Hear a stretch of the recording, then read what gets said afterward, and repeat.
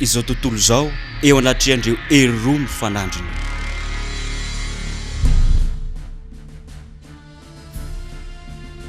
Sahiran-tsaina ireo tsangan-dravatra ny olona ary dia miezaka mitondra iran-tany mitadiny vahaolana. Mandritra izany fotoana izany anefa ireo mpino kristiana matoky an'Andriamanitra dia iaina fanandramana mahafinaritra fa handray hery vaovao avy amin'ny fanahy-masina izy ireo.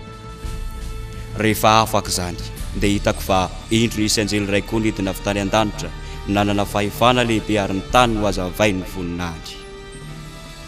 Io hery goavana izay manazava voaka an'Andriamanitra io dia tsy inona fa ny fanahy-masina ry havana.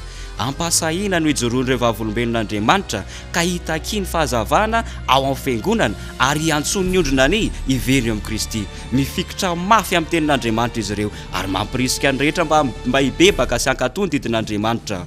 Mitsoka manerana izao tontolo izao ny rivotra ara-panahy ry havana. Ny fanahy-masina manosika amin'ny mpitondra sy ny mpino-tsopo amin'ny fony manontolo hamonjy fanahy ry havana. Ary arakaraky ny fahitan'ny olona mivantana ny asan'ny fanahy-masina dia mirongatra koa etsy andanin'izay ny trangan'ny occulte zany hoe ny asan'ny devoly. Ny devoly miseho maka ny endriky ny olona tiana maty ary dia mamitaka ny havana na koa miseho maka ny endriky ireo olona masina ao amin'ny baiboly ary dia mitondra teny mifono fandriam-pahalemana sy fanantenana izany izy ireo kanefa manotra fampianarana laoron'ny levidiso amin'ny fomba fetsy ka dia mampidoza ry havana. Fa fanahin'ny demonia ireo ka manao famantarana. Azonao an-tsaina angamba fa misy fiantraikany be amin'ny olona ireny tsangan-dravatra supernaturel ireny ka dia vitso ny samanohatra izany. Eto indrindra ry havana dia hita fa tsy naombona nohatra ny fiakaran'ny mahafao be ny fianakaviana sy ny fiangonana ao anatin'ny olana ara-politika, moraly sy ny tontolo iainana dia mitady mafy ny fomba ampijanonana ny firogatry ny faratsiana io ny olona izay manerana an'izao tontolo izao ka dia ifanometanana izy ireo ka hitaka lalana mafimafy mba hamerana fitsipimpiainana araka an'Andriamanitra sy ny fandriam-pahalemana eto amin'izao tontolo izao ry havana. Vokatra io dia mamoaka lalàna ny fanjakana izay tena mifanohatra amin'ny lalàn'Andriamanitra nefa ry havana no avoaka ny fanjakana. Tsy dia vao izao akory no misy ny toy izany amin'ny tantarany tany. Tsaronao angamba ilay tantara ao amin'ny bokin'ny Daniela toko 7 raha noteren'i Nebokadnezara mpanjaka amin'ny Babilôna tamin'izany fotoana izany ny olona eo amin'ny fanjakany mba hiankohaka eo anatrelay sary vongana volamena izay maneho ny tenany mba hivavaka aminy dia nisy tanora Hebreo 3 lahy nefa tsy nanaiky anao izany satria fantany fa fandikana didin'Andriamanitra faharoa momba fanompo-tsampy izany baiko Nebokadnezara izany dia zdranoho izany ny mpanjaka ka dia nanome baiko hanipazana azy 3 lahy tao anaty lafaoro misy afo mirehatra midedadeda kanefa ry havana tamin'ny fomba mahagaga ny diran'Andriamanitra tsy hatra monjy ny ain'izy ireo. Mbola misy koa ilay tantarany Daniela tao an-davakiliona.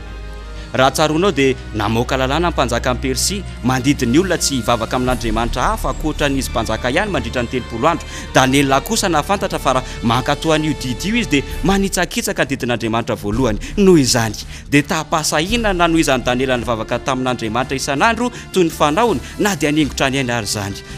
Notanteriny fahavalon'ny Daniela tany amin'ny mpanjaka izay nataony ary tamin'ny alahelo nanomezan'ny mpanjaka baiko hanipazana ny Daniela tao an-davakiliona ry havana kanefa dia mbola tamin'ny fomba mahagaga indray nampisehon'Andriamanitra ny heriny ka namonjeny an'i Daniela.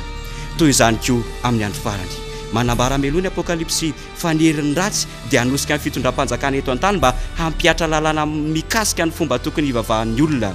Ireo lalàna ireo dia toa mitondra sy mampirisika eo amin'ny toetra sy ny fiainana tsara kanefa ny marina dia manomana an'izao tontolo izao handray ny mariky ny bibidia sy ny antikristo izany. Fa izy Kristy sandoka sy mpaminany sandoka hitsangana ka ny famantarana lehibe sy fahagagana ary azo atao na dia ny olombofidin'Andriamanitra aza dia ho fitahany. Mandritra ny fotoana sahatry io raha io mbola mitady mafy vahaolana iny ny filaminana eo amin'izao tontolo izao dia hitranga amin'ny fomba mampitolagaga ny vonjy amin'ny toerana maro dia anakoako ny filazana hoe niverina Jesosy, niverina Jesosy. Isy olona mamirapiratra be fijery azy ary iseho dia laza fa izy ho zanak'Andriamanitra ifanototra hijery ny fahagagana ataony ireo mpilaza vaovao andre azy amerina ny ankabeazan'ny teny nataon'i Jesosy tao anatin'ny soratra masina ireo mpanao gazety ireo ary alefa amin'ny alalan'ny zanabolana izany toe-javatra izany ary dia antapitrisany olona voafitaka ka iny fa io fisehoana amin'ny fahitalavitra io no manatanteraka ny soratra masina ry havana samby ahita azy ny maso rehetra. betsaka reo antokom-pinoana mitaintaina miandry mpamonjy ary olona miseho manjelanjelatra io dia toy ny valim-bavaka ho azy ireo. Kanefa ny baiboly dia nampitandrina amin'ny Korintiana faharoa fa Satana dia afaka hanova ny tenany ho toy ny anjeliny mazava. Tsy Jesosy no tsenain'ny olona an-tanandroto io fa Satana mangalatra ny endriky ny zanak'Andriamanitra ary havana. Amin'ny fanaovana izany ala tahaka izany dia ampiraisiny Satana izao tontolo izao ary dia anamafy ny fomba fivavahana sandoka izy. Ary toy izany ny fanatanterahany Satana ny famitana lehibe indrindra ny taranak'olombelona ary havana.